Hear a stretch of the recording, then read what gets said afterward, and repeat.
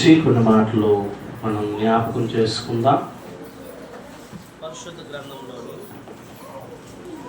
పరిశుద్ధ గ్రంథంలో లోక రాసిన సువార్త 15వ అధ్యాయం. లోక రాసిన సువార్త 15వ అధ్యాయం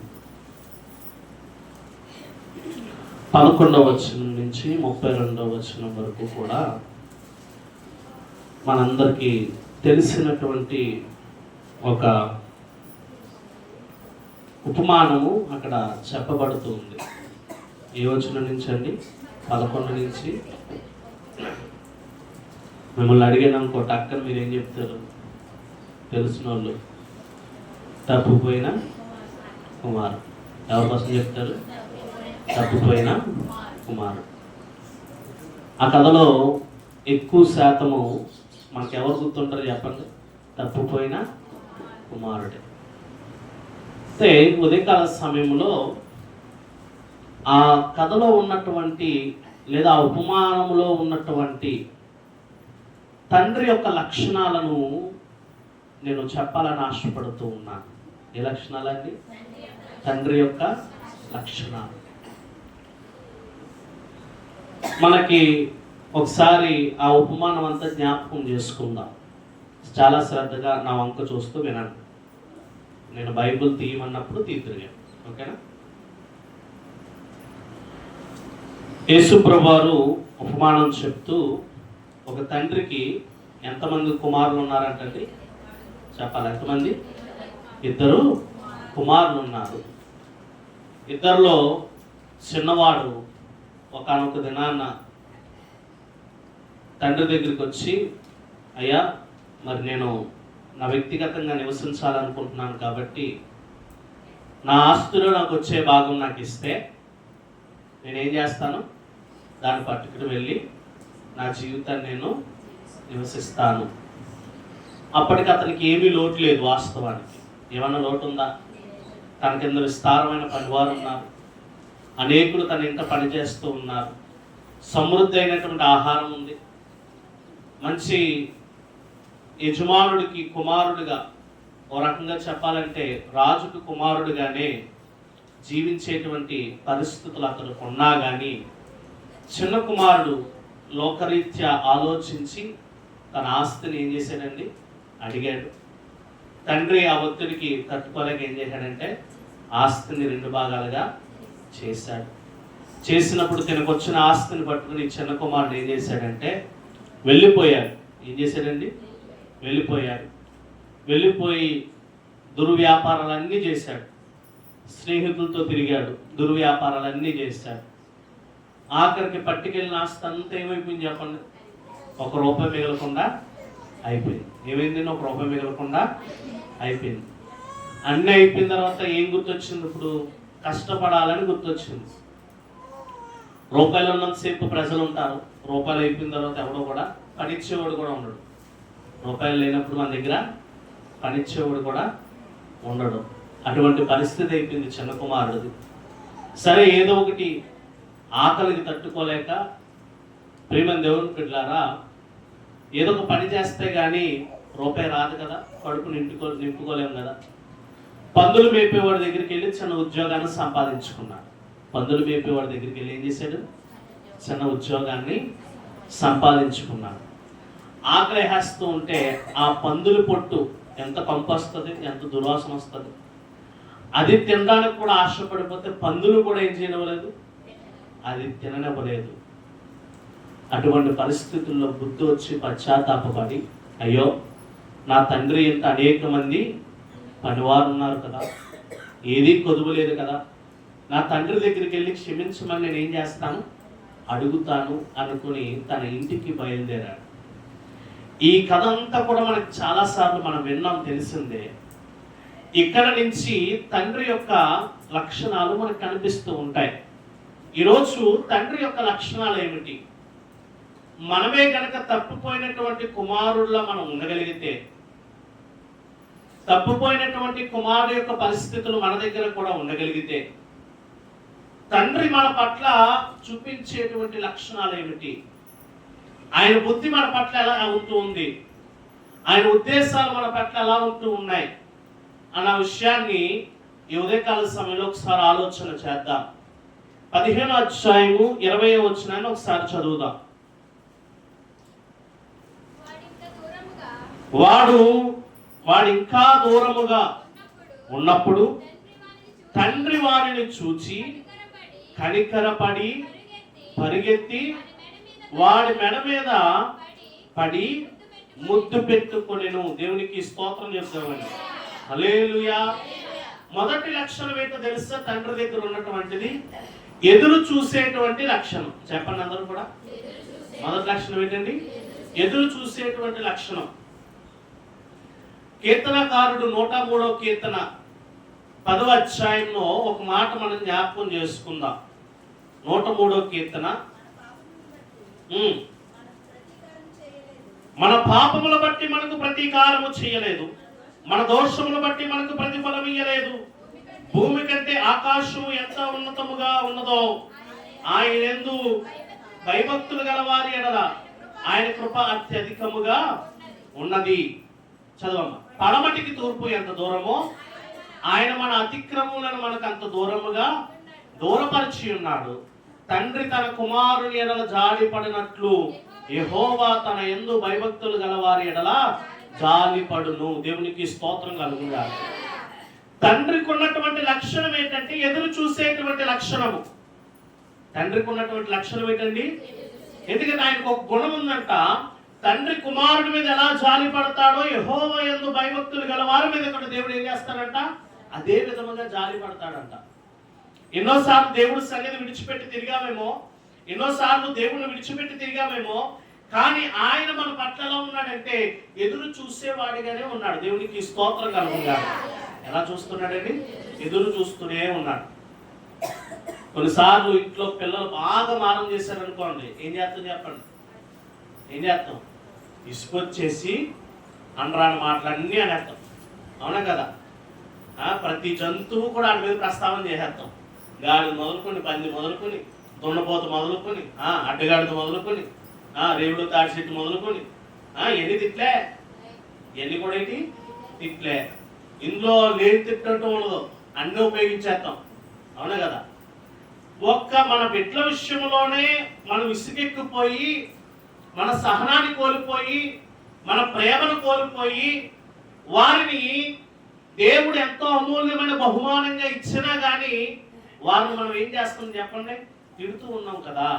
మరి ఎన్నోసార్లు దేవునికి విరుద్ధంగా బ్రతికామే, ఎన్నోసార్లు దేవునికి విడిచిపెట్టి బ్రతికామే. కానీ ఏ దినము కూడా తండ్రి మనం తిట్టేవాడిగా లేడు. ఆయన మన ఎలా ఉన్నాడంటే మన కోసం ఎదురు చూసేవాడిగా ఉన్నాడు. దేవునికి స్తోత్రం కలుగుగా. మన కోసం ఎలా ఉన్నాడండి? ఎదురు చూసేవాడిగా ఉన్నాడు. ఎప్పుడు తిరిగి మళ్ళా మనం ట్రాక్ లో పడతామా? ఎప్పుడు తిరిగి మళ్ళా మనం దేవుడి సన్నిధికి వస్తామా?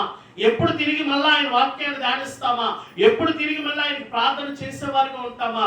ఆయనకు ప్రార్థన చేసేవారంటే ఆయనకి ఎంతో ఇష్టం. ఎందుకో చెప్పినా ఆయనతో మాట్లాడతారు కాబట్టి. దేవునికి స్తోత్రం కలుగుగా.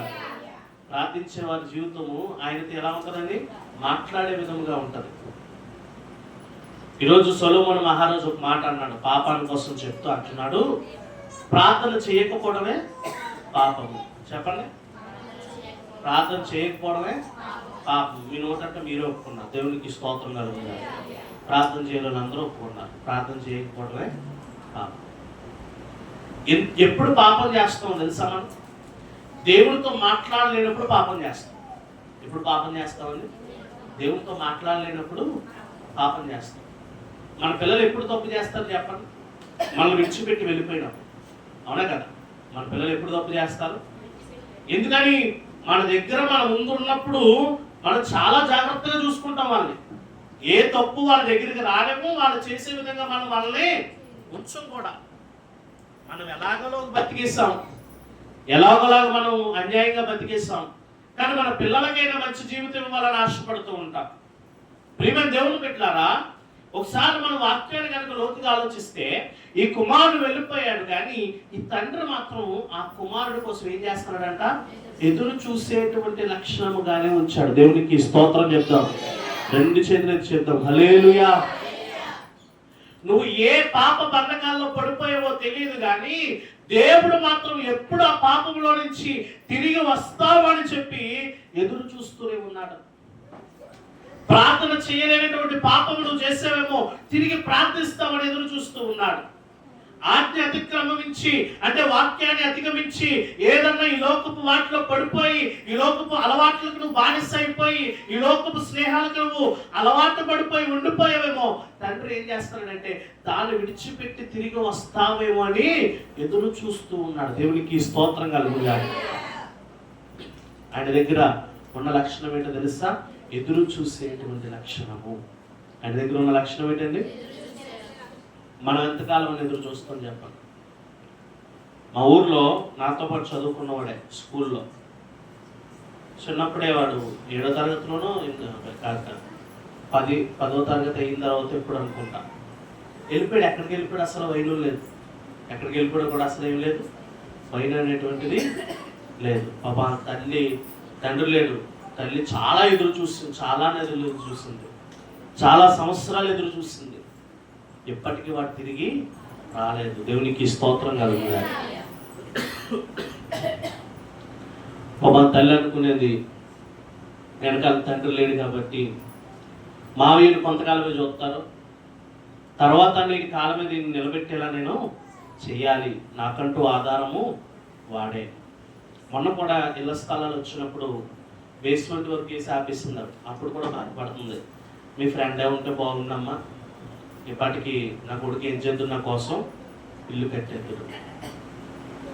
చనిపోయాడా అన్నది లేదు, బతుకున్నాడా అన్నది కూడా నిర్ణయము లేదు. ఎక్కడెక్కడో వెతికారు, పెద్ద పెద్ద పట్టణాలన్నీ కూడా తనివారు, కానీ అది ఎక్కడున్నాడో కూడా ఇప్పటికీ కూడా వైనము లేదు. తల్లి ఆశ ఎప్పటికన్నా తిరిగి రాకుండా ఉంటాడా అని. ఇక్కడ కూడా మనం ఆలోచిస్తే మనము తప్పిపోయిన వారిగా ఉన్నప్పుడు తండ్రి మన కోసం ఏం చేస్తాడంట? ఎదురు చూస్తూ ఉన్నాడు. కారణం ఏంటో తెలుసా? ఆయనలో ఉన్న 2వ లక్షణము, అదే వచనంలో 2వ భాగంగా మనం చదివితే, ఆయన ప్రేమించేటువంటి దేవుడు. దేవునికి స్తోత్రం కలుగునుగాక. ఆయన ఎవరండి? ప్రేమించేటువంటి తండ్రి అయి ఉన్నాడు. ఎవరు ఎదురు చూడగలరండి? ప్రేమించగలిగిన వాళ్ళే. ఎవరు ఎదురు చూడగలరు? చూడండి, తండ్రి వాణిని చూచి కనికిరపడి పరిగెత్తుకుని వాని మెడ మీద ముద్దు పెట్టుకొనెను. దేవునికి స్తోత్రం చెప్తారు. 2 చేతులు ఎత్తి హల్లెలూయా, హల్లెలూయా. కనికరపడి, జాలి చూపించి, ఇవన్నీ ఎందులో వస్తాయి? ప్రేమ కలిగి ఉన్నప్పుడే. ఇవన్నీ ఎప్పుడు వస్తాయండి? ప్రేమ కలిగి ఉన్నప్పుడే, ప్రేమ కలిగి జీవిస్తున్నప్పుడే. తండ్రి తన పిల్లల పట్ల అటువంటి ప్రేమ కలిగి జీవించాడు కాబట్టి ఎదురు చూడగలిగాడు. ఆ ఎదురు చూపులు ఏముందో తెలుసా? మరొక లక్షణం, ప్రేమించేటువంటి లక్షణం. దేవునికి స్తోత్రం కలుగుగాక. ఏ లక్షణం ఉందండి? ప్రేమించేటువంటి లక్షణము. యోహాను సువార్త 3:16 మనందరికీ తెలిసిన వాక్యం. కాగా దేవుడు లోకమును ఎంతో ప్రేమించెను. దేవుడు లోకాన్ని ఏం చేశాడంట? అంటే లోకంలో ఉన్నటువంటి ప్రతి వ్యక్తిని ఆయన ఏం చేశాడంటే ప్రేమించాడు. కాబట్టి మన కోసం ఆయన ప్రాణం పెట్టేవాడిగా ఉన్నాడు. దేవునికి స్తోత్రం కలుగుగాక. మన మీద కనికరం చూపించాడు, మన మీద జాలిని చూపించాడు, మన మీద కరుణను చూపించాడు. ఈరోజు ఆయనలా ప్రేమించే వారి లోకంలో ఎవరు కూడా లేరు. ఈ లోకంలో అన్ని కూడా అశాశ్వతమైనటువంటి ప్రేమలే, కానీ దేవుని ప్రేమ కోసం చెప్పబడుతున్నమాట ఏంటో తెలుసా? శాశ్వతమైన ప్రేమతో ఆయన మనం ఏం చేస్తున్నాడంట? ప్రేమిస్తూ ఉన్నాడు. దేవునికి స్తోత్రం కలుగుగాక. ఏ ప్రేమ చెప్పండి? శాశ్వతమైన ప్రేమ. ఆ ప్రేమకు ముగింపు ఉండదు. ఆ ప్రేమకు కామాలు కానీ పులు స్టాపులు కానీ ఉండవు. అది ఎప్పుడు కూడా నువ్వు తప్పు చేసినా, ఒప్పుగా ఉన్నా, ఎలా రీతిగా ఉన్నా కానీ తండ్రి ఏం చేస్తాడు? ప్రేమించేవాడిగానే ఉంటూ ఉన్నాడు. దేవునికి స్తోత్రం కలుగుగాక. మనము తండ్రి ప్రేమను కోల్పోయేవారిగా ఉంటున్నాం. మనము తండ్రి ప్రేమను విడిచిపెట్టి జీవించేవారిగా ఉంటున్నాం. మనము తండ్రి ప్రేమను విడిచిపెట్టి ఆయన ప్రేమ నుండి దూరమైపోయేవారిగా ఉంటున్నాము. కానీ తండ్రి మనకు నడుపుతున్నాడండి, ప్రేమించేవాడిగానే ఉంటూ ఉన్నాడు. దేవునికి స్తోత్రం కలుగుగాక. హల్లెలూయా. ప్రేమ పూర్ణుడా, స్నేహశీలుడా, విశ్వనాథుడా, విజయ వీరుడా, ప్రేమ పూర్ణుడా, స్నేహశీలుడా, విశ్వనాథుడా, విజయ వీరుడా. పదమందులు ఆపత్కాలమందున సర్వలోకమందున దీన జనాలి దీపముగా వెలుగుచున్నవాడా, ఆరాధింతు నిన్నే లోక రక్షకుడా, ఆనందింతు నీలో జీవితాంతము, నీ కృప ఎంత కనివు వర్ణింపలేదు స్వామి, నీ కృప ఎంత తుది వరకు. హల్లెలూయా. ప్రేమించే దేవుడు కాబట్టి ఏం చూపిస్తున్నాడంట? కృపను చూపించగలుగుతూ ఉన్నాడు. రాయబడిన మాట మీరు చూడండి. తండ్రి వారిని చూచి ఏ పడ్డాడంట? కనికరపడ్డాడు. తండ్రి వారిని చూసి ఏం పడ్డాడు చెప్పండి? కనికరపడ్డాడు. నిజంగా ఒకసారి ఆ తండ్రి స్థానంలో మనం ఉండి ఆలోచిద్దాం. ఇంట్లోంచి వాటా పట్టుకుపోయిన తర్వాత ఆడిష్టం వచ్చినట్టు ఆడు జీవించి తిరిగి వచ్చాడు అనుకోండి, ప్రేమ చూపిస్తాం మనం? పడు నీ పాటలు పడంటాం, అవునా కదా? నీ పాటలు నువ్వు పడంటాం, నీ గొడవ నువ్వు చూసుకొని మా జోలికి దాకంటాం, అవునా కదా? కానీ యేసు ప్రభువు చెప్పినటువంటి ఉపమానంలో ఈ తండ్రి ఎలా ఉన్నాడంట? ప్రేమ చూపించేవాడిగా. మొదటిది ఏం చేశాడంటండి? ఎదురు చూశాడు. రెండవది ప్రేమ చూపించాడు. మూడవది ప్రియమైన దేవుని బిడ్డలు 22వ వచనానికి రండి. అయితే తండ్రి తన దాసులను చూచి ప్రశస్త వస్త్రము త్వరగా తెచ్చి వీనికి కట్టి వీని చేతికి ఉంగరము పెట్టి పాదములకు చెప్పులు తొడిగి కొవ్విన పశువును తెచ్చి వధించుడి, మనము తిని సంతోషించదము. దేవునికి స్తోత్రం కలుగుగాక. హల్లెలూయా, హల్లెలూయా. ప్రియమైన దేవుని బిడ్డలారా, మొదటిది ఎదురు చూశాడు, రెండవది ప్రేమించాడు. చూడండి 21వ వచనంలో ఎలా రాయబడుతూ ఉంది? నేను పరలోకమునకు విరోధముగా నీ ఎదుటను పాపము చేసి తిని ఇక మీదట నీ కుమారుని అనిపించుకోవడానికి యోగ్యుడను కాను అనగానే వెంటనే ఏం చేశాడంట? తన పని వాళ్ళందరినీ పిలిచేశాడంట. తండ్రి ఏమిచ్చాడంట? ప్రశస్త వస్త్రములు ఇచ్చాడు. దేవునికి స్తోత్రం కలుగుగాక. కారణం ఏంటో తెలుసా? తప్పుపోయిన కుమారుడు తండ్రి దగ్గరకు వచ్చినప్పుడు తండ్రి తను ఎదురు చూసి ప్రేమించి తను స్వీకరించినప్పుడు ఈ తప్పుపోయినటువంటి కుమారుడు చెప్తున్నటువంటి మాట ఏంటో తెలుసా? అయ్యా, నీకు విరోధంగా బ్రతికాను, పరలోకంలో ఉన్నటువంటి దేవునికి కూడా ఎలా బ్రతికాను? విరోధముగానే. పశ్చాత్తాపం ఉంటే తండ్రి చూపించే లక్షణం ఏంటో తెలుసా? మూడవది క్షమించే లక్షణము. దేవునికి స్తోత్రం కలుగుతారు. ఏ లక్షణం ఉంటుందండి? క్షమించేటువంటి లక్షణం. మీకు మాట చెప్పనా? బైబిల్ గ్రంథంలో ఒక అతన్ని పరలోక రాజ్యం వెళ్ళిపోవటానికి ఆల్మోస్ట్ దేవుడు సిద్ధపరిచేశాడు. దేవుడు ఏం చేశాడండి? పరలోక రాజ్యం వెళ్ళిపోవటానికి సిద్ధపరిచేస్తే సాతానుగాడు వచ్చి కంప్లైంట్ చేశాడు. సాతానుగాడు వచ్చి ఏం చెప్పాడు చెప్పండి? కంప్లైంట్ చెప్పాడు. ఏంటో తెలుసా? ఎలా తీసుకెళ్ళిపోతావు పరలోకం? దోత దగ్గర సాతానుగాడు అంటున్నాడు, ఎలా తీసుకెళ్ళిపోతావు పరలోకం? ఆడు వస్త్రాలు చూసావా? ఎలా ఉన్నాడు వస్త్రాలు? ఏస్కేల్ గ్రంథంలో ఉంటుంది. ఎలా ఉన్నాడు వస్త్రాలు? మలినమైపోయి మలినమైన వస్త్రాలతో ఎలా నువ్వు పరలోకాన్ని తీసుకెళ్ళిపోతావు అంటే అప్పటికప్పుడు దేవుడు అతనికి ఏమి ఇచ్చాడంట? దూతను రప్పించి ప్రశస్త వస్త్రములు ఇచ్చాడు. దేవునికి స్తోత్రం కలుగుగాక. ఈరోజు మురికి పట్టుపోయినటువంటి జీవితాలుగా మనం ఉన్నప్పుడు, పాపం మన ఒంటి నిండా పూసుకున్నప్పుడు, పాపాల్లో మనం జీవిస్తున్నప్పుడు దేవుడు మనకు ఒక ప్రశస్త వస్త్రాన్ని అనుగ్రహించాడంటే అది కారణం ఏంటో తెలుసా? క్షమాపణ అనేటువంటి వస్త్రము. దేవునికి స్తోత్రం కలుగుగాక. ఏ వస్త్రం అన్నది? క్షమాపణ అనేటువంటి వస్త్రము. ఆయన నిన్ను క్షమించాడు. కారణం ఏంటంటే ఒక్కసారి ఆయనలో నువ్వు నూతన సృష్టిగా చేయబడిన తర్వాత నువ్వు తప్పుపోయినా కానీ తిరిగి చేర్చుకోవడానికి ఆయన ఎప్పుడు ఎలా ఉంటాడు చెప్పండి? సిద్ధముగానే ఉంటాడు. దేవునికి స్తోత్రం కలుగుతుంది. మనకు కావాల్సింది ఏంటి? పశ్చాత్తాపడాలా. ఏం పడాలా? చూడ 103వ కీర్తన ఇందాక చదువుకున్నాం కదా, ఒకసారి మనకి 103వ కీర్తన 10వ అధ్యాయం. ఆయన క్షమాపణ ఎలా ఉందో చూద్దాం. మన పాపమును బట్టి మనం ప్రతీకారం చేయలేదు, మన దోషమును బట్టి మన ప్రతిఫలం ఇయ్యలేదు.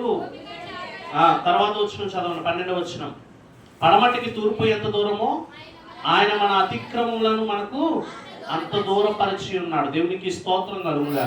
హల్లెలూయా. మన పాపాల బట్టి మనల్ని ఏం చేయలేదంట ఆయన? చెప్పండి, మన పాపాల బట్టి ఏం చేయలేదు? మనల్ని శిక్షించలేదు. ఈరోజు మీకు మాట చెప్తాను. యోవేలు గ్రంథంలో కూడా శ్రమ వచ్చినప్పుడు, కష్టం వచ్చినప్పుడు రాజుతో సైతము ఆ గోనె పట్ట కట్టుకుని ఆ బూడిదలో కూర్చొని ప్రార్థన చేస్తే బైబిల్ లేఖనంలో రాయబడిన మాట ఏంటో తెలుసా? దేవుడు వాళ్ళకి చెయ్యను ఉద్దేశించిన కీడును చెయ్యక ఆయన ఏం చేశాడంట? ఆయన పశ్చాత్తాపడ్డాడంట. దేవునికి స్తోత్రం కలుగుతుంది. ఈరోజు దేవుడి దగ్గర గనక మనం వెళ్ళి క్షమాపణ అడగగలిగితే ఆయన క్షమించడానికి సిద్ధ మనసు కలిగిన వాడు. కలువరి శిలువలో కూడా యేసుప్రభువు వారు ఏం చెప్పారు తెలుసా? అయ్యా, వీరేమి చేయించున్నారు? వీరికి అజ్ఞానమందు చేస్తూ ఉన్నారు, తెలియక చేస్తూ ఉన్నారు. కాబట్టి మీరు నువ్వేం చేయాలా? క్షమించాలి. నువ్వేం చేయాలా? క్షమించాలి. ఈరోజు మనం గమనించాలి ప్రియమైన దేవుని బిడ్డలారా, తండ్రి దగ్గర ఉన్నటువంటి అమూల్యమైన లక్షణం ఏంటో తెలుసా? క్షమించేటువంటి లక్షణము. నువ్వు దేవుని దగ్గర మోకరించి బ్రతిమాలుకోగలిగితే, దేవుని వేడుకోగలిగితే ఆయన క్షమించడానికి సిద్ధ మనసు కలిగిన వాడు. దేవునికి స్తోత్రం చెప్తాం. హల్లెలూయా. వెంటనే ప్రశస్త వస్త్రాలు రప్పించాడంటే ఏంటో తెలుసా? అబ్బే, ఇక మీదట నేను లోకానికి సంబంధించిన వాడు కాదు, నేను క్షమించాను, ఇక మీదట నాకు సంబంధించిన వాడు. ఇక మీదట ఎవరైనా కుమారుడు నాకు సంబంధించిన వాడు. ప్రశస్త వస్త్రము ధరింపజేశాడండి. అంటే తన దగ్గర ఉన్నటువంటి మురికి వస్త్రాలు ఎన్ని ఏం చేశాడు చెప్పండి? తీసేశాడు. ఈరోజు దేవుడి దగ్గరికి వెళ్ళి క్షమాపణ అడగగలిగితే, ఏ పాపం అనేటువంటి బురద పూసుకున్నావో, ఎటువంటి చెడు వ్యసనం అనేటువంటి బురద పూసుకున్నావో, ఎటువంటి చెడు స్నేహం అనేటువంటి ఆ యొక్క అలవాటును నీ చుట్టూ ఉంచుకున్నావో, దేవుడు ఆ వస్త్రాలన్నింటినీ తీసివేసి ప్రశస్త వస్త్రములు, క్షమించగలిగే వస్త్రములు మనకి ఇచ్చును గాక. దేవునికి స్తోత్రం చెప్తాం. హల్లెలూయా. హల్లెలూయా. దేవుని క్షమించడానికి ఆయన మంచి మనస్సు కలిగినటువంటి తండ్రి. ఎవరికి సారీ చెప్పకపోయిన జీవితంలో నువ్వు చేసినటువంటి ప్రతి మూర్ఖపు పనులకి కూడా తండ్రి దేవునికి ఏం చెప్పాలా? ఎన్నిసార్లు చెప్పినా సరిపోవద్దు నీ జీవితంలో. నువ్వు బ్రతికిన చెడు బతుకి ఎన్నిసార్లు చెప్పిన దేవుని ఎదుటి సారీ సరిపోదు. అందుకే పరలోక ప్రార్థన ఎలా ఉంటుందండి? మీరు మా అపరాధములు క్షమించిన ప్రకారము మేమును మా ఎదుటి వారి యొక్క అపరాధములు క్షమించలాగున. మనిషికి ఉన్నటువంటి గొప్ప గుణముల్లో ఒక గుణం ఏంటో తెలుసా? క్షమాపణ గుణం. ఒక గుణం ఏంటండి? ఇక్కడ చాలా మంది 90% మంది వ్యక్తులు ఇక్కడ ఫెయిల్ అయిపోతారు. 90% వ్యక్తులు ఇక్కడ ఏమైపోతారు? ఫెయిల్ అయిపోతారు. రివెంజ్ తీర్చేసుకోవాలి. వెంటనే ఏం తీర్చేసుకోవాలా? వెంటనే కక్ష సాధింపులు చేసేయాలి. లేదంటే మనకేం పట్టదు? నిద్రాటదు. లేదా మనకేం పట్టదు? నిద్రాటదు. ఇప్పుడు నన్ను నీవు ఎంత మాట ఉందా? దొరుకుతుంది అప్పుడు చెప్తాను నీవు సంగతి. దొరుకుతుంది అప్పుడు చెప్తాను నీవు సంగతి. కానీ క్షమించేటువంటి గుణం ఉందా? ఒకరోజు పేతురు వచ్చి యేసుప్రభు వారిని అడుగుతూ ఉన్నాడు, ఎన్ని మార్లు క్షమించాలయ్యా అని అడిగినప్పుడు 77 మార్లు అన్నాడు. దేవునికి స్తోత్రం కలుగుతుంది. హల్లెలూయా. మనిషి కోపము కూడా అంటే సూర్యాస్తమయం వరకునే ఉండాలంట. మరుసటి రోజు వెళ్ళి ఏం చేయాలి? అవసరమైతే ఆ సహోదరుడితో కానీ వెళ్ళి నువ్వు మాట్లాడగలగాలి. వెళ్ళి నువ్వు ఏం చేయాలా? మాట్లాడగలగాలి. అప్పుడు నువ్వు సరైనటువంటి దేవుని బిడ్డగా ఉంచబడతావు. నువ్వు ఎదటివారు నీకు ద్రోహం చేసినప్పుడు, ఎదటివారు నీకు ఇబ్బంది కలిగించినప్పుడు ఆ దృష్టిలోని మనసులో పెట్టేసుకుని నువ్వు మాట్లాడలేని వారిగా ఉంటే క్షమించేటువంటి తండ్రికి ఉన్న లక్షణం నీకు ఉంటుందా? ప్రియమైన దేవుని పెట్టారు. తండ్రి యొక్క గుణం ఎరిగినవాడు కాబట్టే తప్పిపోయినవాడు ఏం చేశాడు? మళ్ళీ ఎక్కడికి వచ్చాడు? తండ్రి దగ్గరికి వచ్చాడు. దేవునికి స్తోత్రంగా ఉంది. హల్లెలూయా, హల్లెలూయా. ప్రియమైన దేవుని పెట్టారా, అదే వచ్చినాన్ని కనుక కొంచెం దీర్ఘంగా ఆలోచిస్తే క్షమించే లక్షణమే కాదంటండి. మీరు చూడండి, అక్కడ ప్రశస్త వస్త్రములు త్వరగా తెచ్చి వీనికి కట్టి వీని చేతికి ఉంగరము పెట్టి, దేవునికి స్తోత్రం కలుగును గాక. తండ్రి దగ్గర ఉన్నటువంటి 4వ లక్షణం ఏంటంటే అధికారం ఇచ్చేటువంటి లక్షణం. ఏ లక్షణం అండి? అధికారం ఇచ్చేటువంటి లక్షణం. ఉంగరం దేనికి సాదృశ్యమో తెలుసా? అధికారానికి సాదృశ్యం. ఉంగరం దేనికి సాదృశ్యం అండి? అధికారానికి సాదృశ్యము.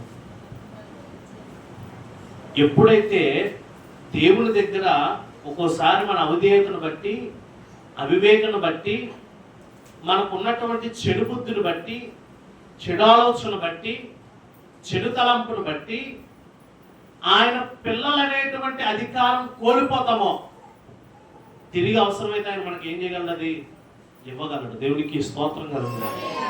మనం పోగొట్టుకున్నాం, కానీ ఆయన తిరిగి ఇవ్వడానికి మాత్రం ఎలా ఉన్నాడు? సిద్ధముగానే ఉన్నాడు. తిరిగి ఇవ్వడానికి ఆయన ఎలా ఉన్నాడు చెప్పండి? సిద్ధముగానే ఉన్నాడు. ఈరోజు ఆయన పిల్లలుగా పిలవబడటం కన్నా గొప్ప యోగ్యత ఏది కూడా మనకి ఈ లోకంలో లేదు. దేవునికి స్తోత్రం కలుగుగా. హల్లెలూయా. ఆయన పిల్లలుగా పిలవబడటం కన్నా గొప్ప యోగ్యత ఈ లోకంలో మనకి లేదు. ఏ అర్హత అయితే ఆయన పిల్లలుగా పిలవబడేటువంటి అర్హత మనం కోల్పోయామో, ఆ అర్హత తిరిగి దేవుడు ఏం చేస్తాడు? మనకి ఇవ్వగలిగేటువంటి దేవుడు. దేవునికి స్తోత్రం కలుగుగా. అధికారం కన్నా గొప్ప మాట చెప్తాను, అర్హత ఇవ్వగలిగేటువంటి తండ్రి. మన అర్హతను ఆయన మనకి తిరిగి ఇవ్వగలిగేటువంటి తండ్రి. ఈరోజు చాలా జాగ్రత్తగా గమనించండి, ఆలోచించండి. ఎన్నోసార్లు దేవునికి అవిధేయంగా బ్రతికి దేవుడి దగ్గర మనకు ఉన్నటువంటి విలువలు మనమే పోగొట్టుకున్న వారం అయిపోయాం. దేవుడి దగ్గర ఉన్నటువంటి, దేవుడు మనకి ఇచ్చేటువంటి గౌరవాన్ని, దేవుడు మనకు చూపించేటువంటి ఆ యొక్క ఇదిని మనమే ఏం చేస్తాం చెప్పండి? దేవుడి దగ్గర పోగొట్టుకున్నాం. ఇంత శ్రమ వచ్చేసింది, ఇంత కష్టం వచ్చేసింది, ఇంత ఇబ్బంది వచ్చేసిందండి. దేవుడు అంత ఇబ్బందులు తెచ్చుకోమని చెప్పాడా నీ జీవితంలో? అంత శ్రమ తెచ్చుకోమని చెప్పాడా? అంత కష్టాలు తెచ్చుకోమని చెప్పాడా? తెచ్చుకుంది నువ్వు. నేరం ఎవరి మీద? నేరం ఎవరి మీద? ఈరోజు గమనించండి ప్రియమైన దేవుని బిడ్డలారా, మానవుడు అంటండి తన తప్పు తాను తెలుసుకోడు కానీ తప్పులు మోపేవాడిగా ఉంటాడంట. తన తప్పులు తాను తెలుసుకోడు కానీ తప్పులు మాత్రం ఏం చేస్తాడంట? మోపేవాడిగా ఉంటాడు. ఎప్పుడు ఎంతసేపు కూడా ఈ తప్పుడు ఎవరి మీద నెట్టేద్దామా, ఈ తప్పు ఎవరి మీద తోసేద్దామా, ఈ తప్పు ఎవరి మీదకి? చిన్నపిల్లల్లాగే. ఇంకెలాగా? చిన్నపిల్లలాగే. మాకు 2 పిల్లకాయలు, అవునా? 2 కలిపి మేము లేవనుకోండి, ఏదో ఒక దినగంటల పని చేస్తారు. ఖచ్చితంగా ఏదో చేస్తూనే ఉంటారు. చేసినప్పుడు నేను అది చూసాను అనుకోండి, ఫస్ట్ వచ్చేటువంటి జవాబు ఏంటో తెలిసి ఎంతట? నేను కాదు లెస్సీ చేసింది, అబ్బాయి నేను కాదు అన్నీయే చేశాడు. ఎవరు చేశారు? ఇప్పుడు నేను చేయాలక. ఎవరు చేసినట్టు కదా తప్పు? నేను చేసినట్టు అంతే. ఎదటి వారి మీద తప్పులు మోపడానికి మనం ఎంతో ఆసక్తి చూపిస్తూ ఉంటాం. కానీ ఆలోచించగలిగితే దేవుడు మనం ఎంత తప్పు చేసినా కానీ ఆయన పిల్లలుగా పిలువబడేటువంటి మనకు తిరిగి ఆ అర్హత ఇచ్చేటువంటి వాడిగా ఉన్నాడు. దేవునికి స్తోత్రం కలుగుతుంది. అర్హత పొందుకోవాలంటే ఆయన వైపు తిరిగే జీవితం మనకు ఉండాలి. అర్హత పొందుకోవాలంటే ఏ జీవితం ఉండాలండి? ఆయన వైపు తిరిగేటువంటి. ఏవేళ గ్రంథంలో కూడా అదే చెప్పాడు. ఎప్పుడైనాను మీరు మనపూర్వకంగా, హృదయపూర్వకంగా నా వైపు తిరగండి. తిరిగిన వారి యొక్క జీవితాలను దేవుడు ఆశీర్వదిస్తూ వచ్చాడు. తిరిగి వారి జీవితాన్ని దేవుడు ఏం చేశాడు చెప్పండి? ఆశీర్వదిస్తూ వచ్చాడు. ఈరోజు మనం గమనించుకోవాలి, తప్పిపోయినటువంటి కుమారుడు తిరిగి తండ్రి వైపుకు వెళ్ళాడు కాబట్టి ఏం కలగజేశాడంటే తనకి అర్హతను ఇచ్చాడు. తన కుమారుడు ఉంగరము పెట్టాడంటే ఉంగరము దేనికి సాదృశ్యమో తెలుసా? అర్హతకు సాదృశ్యము. దేవునికి స్తోత్రం కలుగుతుంది. నువ్వు పోగొట్టుకున్న అర్హతను దేవుడు నీకు తిరిగిస్తాడు. ప్రార్థనలు నీ అర్హత పోగొట్టుకున్నావా? వాక్యములు నీ అర్హత పోగొట్టుకున్నావా? ప్రతి ఆదివారం దేవుని సన్నిధి పాటలు పాడే నీవు కొన్ని దినాల నుంచి పాటలు పాడకుండా నీ అర్హతను పోగొట్టుకున్నావా? అనేక సంవత్సరాల సమయానికి వచ్చేటువంటి నీవు సమయానికి విడిచిపెట్టి బ్రతికేటువంటి అర్హత నువ్వు పోగొట్టుకున్నావా? ఏ అర్హత అయితే నువ్వు పోగొట్టుకున్నావో దేవుడు అదే అర్హతను తిరిగి కనుక ఆయన వైపు రాగలిగితే, ఆయన దగ్గరికి చేర్చగలిగితే నీకు ఇవ్వటానికి సిద్ధముగా ఉన్నాడు. దేవునికి స్తోత్రంగా. ప్రియమైన దేవుని పెట్టారు. మొదటి లక్షణం ఏంటంటే ఎదురు చూసేటువంటి, చెప్పండి అందరూ కూడా, మొదటి లక్షణం ఏంటి? రెండవది చెప్పాలి అందరూ కూడా, రెండవది, మూడవది, నాలుగవది అర్హత, అది కానీ అది అధికారము కానీ ఇచ్చేటువంటి లక్షణము. ఐదవది అదే వచనములో రాయబడుతున్నటువంటి మాట. ప్రియమైన దేవుని బిడ్డలారా చూడండి, ఉంగరము పెట్టి పాదములకు చెప్పులు తొడిగించి. దేవునికి స్తోత్రం కలుగుగాక. ఏం తొడిగించారంటే పాదాలకు, చెప్పాలి, పాదాలకు ఏం తొడిగించారు? రక్షణ కలిగించేటువంటి లక్షణం. ఏ లక్షణం అండి? రక్షణ కలిగించే లక్షణం. ఇప్పటి వరకు నీ పాదాలు ఏ పాపము గుండా నడిచే దేవుడికి తెలుసు కాబట్టి ఒక్కసారి కనుక ఆయన వైపు తిరగగలిగితే ఆయన ఏ పాపము చేయకుండా ఏం కలగజేస్తాడంటండి? రక్షణను కలగజేస్తాడు. ప్రియమైన దేవుని బిడ్డలారా, మీకు ఇంకా కొంచెం ఆలోచన అర్థమయ్యేలా చెప్తాను. చెప్పులు ఎందుకు వేసుకుంటాం చెప్పండి, చెప్పండి. చెప్పులు ఎందుకు వేసుకుంటాం? కాలుకి ప్రొటెక్షన్, అవునా కదా? కాలుకి ఏంటది? రక్షణ కలిగి ఉండటానికి. మా ఇంటి పక్కన ఒక అన్నయ్య ఉంటాడు, చెప్పులు వేసుకోలేదు అట్లా చిన్నప్పటి నుంచి ఇప్పుడు దాకా. నేను ఆలోచిస్తూ ఉంటాను, ఒకసారి ఆ ఇంట్లో వాళ్ళు మాట్లాడుకుంటాను చెప్పుల కోసం. ఆయన పాదాలు చూసి అన్నాడు, నా అరికాలే చెప్పుల్లో ఉంటాయి, నాకు చెప్పులు ఎందుకు అన్నాడు. నా అరికాలే అంటే నడిచి నడిచి ఆ పాదాలు ఏమైపోయి ఇంకా ఒండు తెప్పుని బండబారుకుని, ఏమైపోయి బండబారుకుని. ఇప్పుడు అందులో అతను అంటున్నాడు, నాకు గుచ్చుకున్నట్టేమో అంటున్నాడు. మనం కొంచెం రాళ్ళు నడితే మనకి ఏం కావాలా? చెప్పులు కావాలి. చెప్పులు అనేటువంటివి ఎందుకు వేసుకుంటామంటే మన పాదాలకు రక్షణే కాదు, ఏ మురికిలో కూడా మనం కాలు పెట్టినా కానీ అది దేనికి కట్టుకోకూడదు? మన పాదాలకి కట్టుకోకూడదు. మన పాదాలకు ఏం చేయకూడదు? కట్టుకోకూడదు. వ్యర్థమైన వాటివి మన పాదాలను తాకడానికి వీల్లేవు. ఈరోజు అటువంటి విధానంలో మనం నడిచేసి అనేక చోట్ల పాపములోను, అనేకమైనటువంటి ఈ లోకంలో ఉన్నటువంటి అనేకమైనటువంటి కీడులోను మనం నడిచేస్తే మన పాదాలకు అనేకమైనటువంటి బంధకాలన్నీ చుట్టేసుకుంటే ఇప్పుడు దేవుడు ఏమిస్తున్నాడంటే మనకి చెప్పులను ఇస్తున్నాడు. అంటే రక్షణను కలిగి చేస్తున్నాడు. దేవునికి స్తోత్రం కలుగు.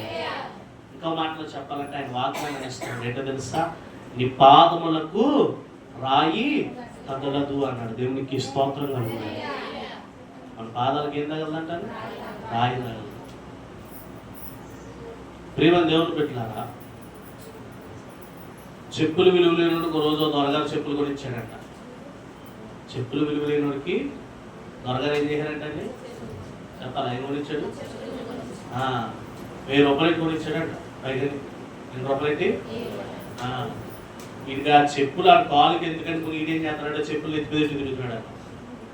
చెప్పులు ఎక్కడ తిరుగుతున్నాడు? ఒరే చెప్పులు కాలుకి వేసుకుంటారు కదా, ఎలా చెప్తే 1000 రూపాయలు చెప్పులు కాలు కింద వేసుకోమంటామని ఎత్తి పెట్టుకుంటాడంట. దేవునికి స్తోత్రం కలుగుతుంది. ఎంత విలువైనదైనా కానీ చెప్పులు దేనికి వేసుకుంటాం చెప్పండి? కాలుకి వేసుకుంటాం. ఎందుకని? ఎంత విలువైన చూడండి, మనకు రక్షణను కలిగించేయడానికి. ఈరోజు ప్రియమైన దేవుని బిడ్డలారా గమనించండి, ఆలోచించండి.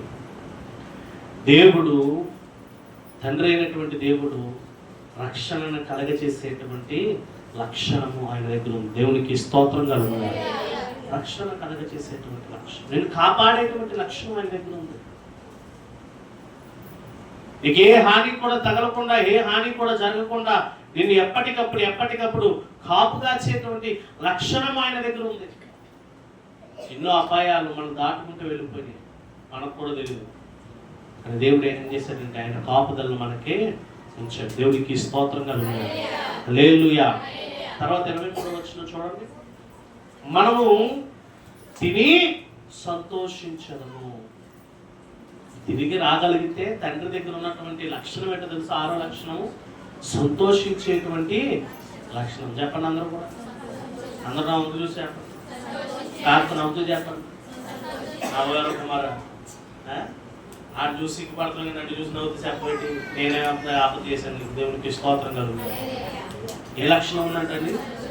సంతోషించే లక్షణము. ఈరోజు మన పిల్లలు ఏదన్నా తప్పు చేసి సారీ చెప్పినా కానీ సంతోషించం మనం ఒకసారి, అవునా కదా? కానీ దేవుడు ఎంత పాపమైనా కానీ దేవుని దగ్గరికి తిరిగి రాగలిగితే నిన్ను బట్టి ఏం చేస్తాడంట? అందుకే కదా రాజబడిన మాట ఏంటో తెలుసా? ఒక పాపి మారు మనసు పొందితే పరలోక రాజ్యం ఏముంటుందంట? సంతోషము కలుగుతుందంట. దేవునికి స్తోత్రం కలుగుతుంది. నిన్ను బట్టి ఎప్పుడు కూడా తండ్రి సంతోషించేటువంటి విధానంలో నువ్వు జీవించాలి. నిన్ను బట్టి ఎప్పుడు కూడా తండ్రి ఆయన సంతోష పెట్టేటువంటి పనులు మనం చేయాలి. అంటే కనీసం ఈ లోకంలో ఉన్నటువంటి ఒక పాపిని మనం ఏం చేయాలి చెప్పండి? రక్షించాలి. అందరూ పాపలు మనం పుణ్యాత్మలం కాదు. దేవునికి స్తోత్రం కలుగుతారు. దేవుని ఎరగలేనటువంటి వారికి ఆయన సన్నిధిలోకి తీసుకు రాగలిగితే, ఆయన రక్షణ బాధ్యత కలిగి చేయగలిగితే పరలోకంలో ఉన్నటువంటి తండ్రి ఏం చేస్తాడంట? సంతోషిస్తాడు. పరలోకంలో ఉన్నటువంటి తండ్రి ఆనందిస్తాడు. ఈరోజు ఆయన సంతోష పెట్టేటువంటి పనులే మనం పెట్టుకోవట్లేదు. ఆయన ఆనంద పెట్టేటువంటి పనులే మనం చేయట్లేదు ఈరోజు. కానీ ఈ తప్పుపోయిన కుమారుడు తిరిగి రావగానే తనకి ఏం కలిగిందంట? సంతోషము కలిగినది. దేవునికి స్తోత్రం కలిగింది. తనకి ఏం కలిగిందంట? సంతోషం కలిగింది. ఆనందం వచ్చింది. అయ్యో ఇన్ని నాలుగు నాకు దూరం అయిపోయిన కుమారుడు ఇప్పుడు నాకేమయ్యాడు? దగ్గరయ్యాడే. ఈరోజు మన జీవితంలో దేవుని బట్టి ఎంతమంది సంతోషిస్తున్నారని చెప్పండి. దావీదు ఒక చోట అంటాడండి, నేను ఎప్పుడు యెహోవా సన్నిధికి వెళ్ళానని నా హృదయము హర్షిస్తూ ఉంది, గంతులు వేస్తుంది, సంతోషపడుతూ. దేవుని సంతోషపెట్టే పని మనం చేయాలి. ఆయన మనల్ని బట్టి సంతోషించగలడు. నువ్వు సరైనటువంటి త్రోవలో నడవగలిగితే ఆయన మనల్ని బట్టి ఆనందించగలడు. తప్పుపోయిన కుమారుడు తిరిగి రాగానే తండ్రి ఏం చేశాడంటే సంతోషించాడు. దేవునికి స్తోత్రం. చివరి మాట 28వ వచనం చదవండి. అయితే అతడు కోపపడి లోపలికి వెళ్ళనల్లకపోయింది కనుక అతని తండ్రి వెలుపలికి వచ్చి లోపలికి రమ్మని బతిమాలుకొనెను. దేవునికి స్తోత్రం చెప్తాం. 31, 32 కూడా చదవండి. అందుకు అతడు, కుమారుడా నువ్వు ఎల్లప్పుడూ నాతో కూడా ఉన్నావు, నావన్నీ నీవి, మనము సంతోషపడి ఆనందించుట యుక్తమే. ఈ నీ తమ్ముడు చనిపోయి తిరిగి బతికాను, తప్పుపోయి దొరికానని అతనితో చెప్పాను. దేవునికి స్తోత్రం కలుగుతుంది. చివరి లక్షణం ఏంటి తెలుసా? అతని దగ్గర ఉన్నది బ్రతిమాలుకునేటువంటి లక్షణం. చిన్న కుమారుడు సంగతి అలా పెట్టాడు. ఈడేం చెడు వ్యసనాలు చేసి అన్నీ చేసుకుని మొత్తం మీద దెబ్బ చేసుకుని తిరిగి వచ్చేసాడు తండ్రి పొద్దు తెలుసుకుని. వీడిని బట్టి ప్రేమ చూపించాడు, ఎదురు చూశాడు, క్షమించాడు, జాలి పడ్డాడు, అతని పట్ల ఏంటది రక్షణ కలిగి చేశాడు. అన్ని బాగానే ఉన్నాయి. ఇప్పుడు జరిగిన సంగతి ఏంటో తెలిసి ఎవడు కోపం చేసుకున్నాడు? ఇప్పుడు పెద్దోడికి కోపం వచ్చింది. పెద్దోడికి ఏమొచ్చింది? ఇప్పుడు కోపం వచ్చింది. ఇసుకొచ్చేసిందా తండ్రికి? చెప్పండి. చిన్న కుమారుని కోసం ఎదురు చూడటం వల్ల ఇసుకొచ్చేయాలి, అదే రాలేదు. చిన్న కుమారుని ఇంకనూ ప్రేమించాడు. ఇంకా అతను వచ్చినప్పుడు సంతోషిస్తూ ఉన్నాడు. ఈ సంతోషంలో తోబుట్టోడికి పెద్దవాడికి కోపం వచ్చినప్పుడు వెళ్ళి ఏం చేస్తున్నాడంట? బతిమాలుతున్నాడు. దేవునికి స్తోత్రం. వెళ్ళి ఏం చేస్తున్నాడు చెప్పండి? బతిమాలుతున్నాడు. కొన్నిసార్లు మనం అలుగుతాం కదా, అలుగుతారా? అనుకున్నాను దేవుడు నాకు ఈ పేరు చేయలేదు, ప్రార్థన చేయను. ఈరోజు నేను ప్రార్థన చేయను. ఊళ్ళోకి వచ్చినప్పుడు అలా పాటలు గారు దేవుడు ద్వారా దేవుడు బతిమాలమే, ప్రార్థన చేసుకున్నామో ప్రార్థన చేసుకున్నాము. ఆయన ఎదురు చూస్తున్నాడంటే కారణం ఏంటో తెలుసా? బ్రతిమాలుతున్నాడు. ఏం చేస్తున్నాడండి? బతిమాలుతున్నాడు. నువ్వు తిరగకుండా ఉంటావా? నువ్వు ఆయనను అంగీకరించకుండా ఉంటావా? ఎందుకు బతిమాలుతున్నాడో తెలుసా? ఎందుకు బతిమాలుతున్నాడో తెలుసా? దేవుడు మనము కోపముతోటో మన స్వబుద్ధితోటో ఆయనకి దూరం అయిపోకూడదని. ఎందుకు బతిమాలతాడండి? ఆయనకు దూరం అవ్వకూడదని. ఆయనకు బెంగ, తండ్రికి ఇప్పుడు బెంగ. అయ్యో ఈయన ఇప్పుడు తెచ్చుకున్నాను నేను, ఈడే ఇప్పుడు వచ్చాడు, ఇన్నాళ్ళు ఎదురు చూస్తే వీడు ఇప్పుడు నా దగ్గరికి వచ్చాడు, ఇప్పుడు ఈడొచ్చాడని చెప్పి పెద్దోడు ఎక్కడ దూరం అయిపోతాడని చెప్పి ఏం చేస్తున్నాడంటే బతిమాలుతూ ఉన్నాడు. దేవునికి హల్లెలూయా. ఏం చేస్తున్నాడంట? బతిమాలుతూ ఉన్నాడు. ప్రియమైన దేవుడు బిడ్డలారా, ఎన్నోసార్లు మనకి దేవుడు అనేకమైన పరిస్థితుల ద్వారా బతిమాలుతూనే వచ్చాడు. అనేకమైన పరిస్థితుల ద్వారా దేవుడు ఏం చేస్తున్నాడండి? బతిమాలుతూనే వచ్చాడు. అంటూ ఉన్నాడు పెద్ద కుమారుడు దగ్గర, అయ్యా నాతో పాటే ఉన్నాం కదా, ఇప్పుడు వరకు నువ్వు నేను కలిసి ఉన్నాం కదా, ఇప్పుడు నావన్నీ నీ కాదా, నేను సంపాదించినంత నీకోసం కాదా? ఆడు తప్పిపోయాడు, చచ్చిపోయాడు, తిరిగి బతికినట్టు లెక్క. చచ్చిపోయినాడు, తిరిగి బతికినట్టు లెక్క. ఇప్పుడు అటువంటి వాడు వచ్చినప్పుడు మనం ఏం చేయాలా? ఆయన బట్టి సంతోషించాలి కదా. అటువంటి వాడు వచ్చినప్పుడు ఆయన బట్టి ఏం చేయాలా? సంతోషించాలి కదా. కోపం తెచ్చుకుంటావేటయ్యా, బాధపడతావేటి, ఏడుస్తావేటి? అయ్యో ఈ తప్పుపోయినటువంటి కుమారుని బట్టి, తమ్ముడిని బట్టి నీకు సంతోషం లేదా? దేవునికి స్తోత్రం కలుగుతుంది. తప్పుపోయిన వారిని బతిమాలటంలో ఆయనకున్న లక్షణం ఏంటో తెలుసా? సహనము కలిగిన వాడు. దేవునికి స్తోత్రం కలుగుతుంది. ఈ లక్షణం అండి సహనము. ఎన్నోసార్లు దేవుని ఎదుట మొండి బారిపోయిన బతుకుల్లో మనం ఉన్నప్పుడు దేవుడు మనల్ని బట్టి సహించుకుని జీవించాడు. దేవుడు మనల్ని బట్టి ఎలా జీవించాడండి? సహించుకుని. అందరూ కూడా హింసిస్తూ ఉంటే ఆయన ఎంతగానో సహించుకున్నాడు. సహించుకుని సహించుకుని సహించుకుని ప్రభు నా ఆత్మని చేతికి అప్పచెప్పుతున్నాను. దేవునికి స్తోత్రం కలుగుతుంది. హల్లెలూయా. ఈరోజు ఈ లక్షణాలు ఎప్పుడన్నా ఆలోచించామా? తండ్రి దగ్గర ఉన్న లక్షణాలు. అయ్యో నా పట్ల నా దేవుడు ఎదురు చూస్తూ ఉన్నాడే, ప్రేమను చూపించే దేవుడిగా ఉన్నాడే, క్షమించే గుణం కలిగి ఉన్నాడే, నాకు రక్షణ కలిగజేసేటువంటి అర్హత కలిగజేసేటువంటి తండ్రిగా ఉన్నాడే. ఎన్నోసార్లు నేను ఆయనకు దూరం అయిపోయినప్పటికీ, నాకు పాపంలో పడిపోయినప్పటికీ ఆయన రక్షణ నాకు ఇచ్చాడు కదా. ఎన్నోసార్లు ఆయనలోంచి ఆయన బాధ పెట్టినప్పటికీ నన్ను బట్టి సంతోషించడానికే, నన్ను బట్టి సంతోషం కలిగి ఉండటానికే ఆయన ఎదురు చూశాడు కదా. నన్ను బట్టి ఎప్పటికప్పుడు సహనము కలిగి నన్ను బ్రతిమాలుకుంటూ ఉన్నాడు కదా. ఎప్పుడన్నా ఈ తండ్రి యొక్క లక్షణాలను మనం గ్రహించగలిగితే తప్పుపోయిన కుమారుడికి దొరికినటువంటి యోగ్యత ఈ దినములో మనకి కూడా ఏమవుతుంది చెప్పండి? దొరుకుతుంది. దేవునికి స్తోత్రం కలుగుతుంది. హల్లెలూయా, హల్లెలూయా. నిన్ను బట్టి కూడా దేవుడు సంతోషించేవాడిగా ఉంటాడు. నిన్ను పట్ల కూడా సహనం చూపించేవాడిగా ఉంటాడు. ఈరోజు ప్రియమైన దేవుని బిడ్డలారా, ఆయన సహనం ఎంత గొప్పదంటే, ఆయనను ప్రియమైన దేవుని బిడ్డలారా ఉమ్మి వేసిన, కొరడాలతో కొట్టిన, ముళ్ళ కంపే పెట్టిన ఆయన నెత్తి మీద ఆయన ఏం చేయలేదంట? నోరును వారికి విరుద్ధంగా తెరవలేదు. దేవునికి స్తోత్రం కలుగుతుంది. ఈరోజు మనం గమనించాలి, మనం ఆలోచించాలి, గ్రహించాలి. తండ్రి యొక్క లక్షణాలను అర్థం చేసుకునేటువంటి బిడ్డలుగా మనం ఉన్నామా? లేకపోతే ఒకసారి ఆలోచించు. ఇక్కడ ఉన్నటువంటి ఈ తండ్రి తన కుమారుని ఎంతో బాగా అర్థం చేసుకున్నాడంటే, పరలోకమందు ఉన్నటువంటి తండ్రి నీ పట్ల అటువంటి లక్షణాలు కలిగి ఉండడా? నీ పట్ల అటువంటి ఆలోచనలు కలిగి ఉండడా? నిన్ను క్షమించేవాడు గాను, నీ కోసం ఎదురు చూసేవాడు గాను, నిన్ను బట్టి సంతోషించేవాడు గాను ఆయన ఉండడంటావా?